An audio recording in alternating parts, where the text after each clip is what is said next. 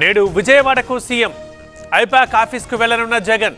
టీంతో సమావేశం కానున్న ముఖ్యమంత్రి ఎమ్మెల్సీ జంగా కృష్ణమూర్తిపై వేటు ఇటీవలే వైసీపీ నుంచి టీడీపీలో చేరిక అనర్హత వెట్టివేసిన శాసన మండలి చైర్మన్ ఏపీలో జరిగిన హింసపై సీఈసీ ఆగ్రహం వివరణ ఇవ్వాలంటూ సీఎస్ డీజీపీలకు ఆదేశం ఇవాళ ఢిల్లీకి ఇద్దరు ఉన్నతాధికారులు ధరణిపై తెలంగాణ సర్కార్ ఫోకస్ సెక్రటేరియట్లో ఇవాళ కమిటీ సమావేశం అసెంబ్లీలో చర్చించే నిర్ణయం తీసుకుంటామన్న రేవంత్ నేడు రాష్ట్ర వ్యాప్త నిరసనలకు బీఆర్ఎస్ పిలుపు సన్నవడ్లకే బోనస్ ఇస్తామనడంపై ఆగ్రహం మరోసారి రైతుల్ని వంచారన్న కేసీఆర్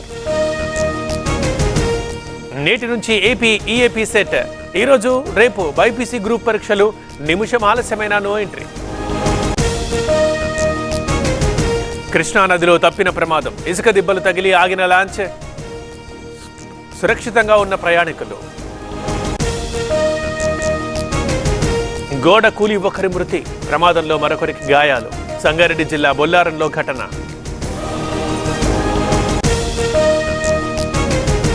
దేశంలో వేగంగా సీఏఏ అమలు తొలిసారి 14 మందికి పౌరసత్వ సర్టిఫికెట్లు ఇటీవలే నిబంధనలు ఫైనల్ చేసిన హోంశాఖ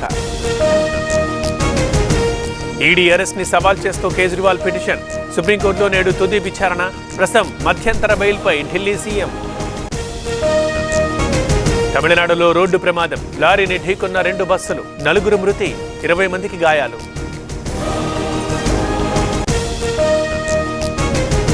పని మనిషి ఇంట్లో 37 కోట్ల వ్యవహారం జార్ఖండ్ మంత్రి ఆలంగీర్పై కేసు విచారణ అనంతరం అరెస్ట్ చేసిన ఈడీ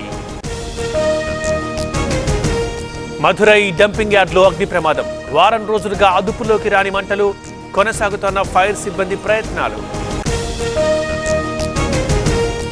ఏపీపై అల్పపీడన ద్రోణి ప్రభావం ఇవాళ పలు జిల్లాల్లో వర్షాలు అక్కడక్కడ పిడుగులు పడే అవకాశం తమిళనాడులో భారీ వర్షాలు 2 రోజులుగా జోరు వాన చెన్నైతో పాటు 6 జిల్లాలకు అలర్ట్ రాజస్థాన్కి వరుసగా 4వ ఓటమి 5 వికెట్ల తేడాతో పంజాబ్ విజయం ఇప్పటికే ఐపీఎల్ ప్లే ఆఫ్స్ కి రాయల్స్ హెడ్ కోచ్ ఎంపికకు బీసీసీఐ కసరత్తు దరఖాస్తులకు ఈ నెల 27 వరకు అవకాశం 3.5 ఏళ్ల పాటు పదవీ కాలం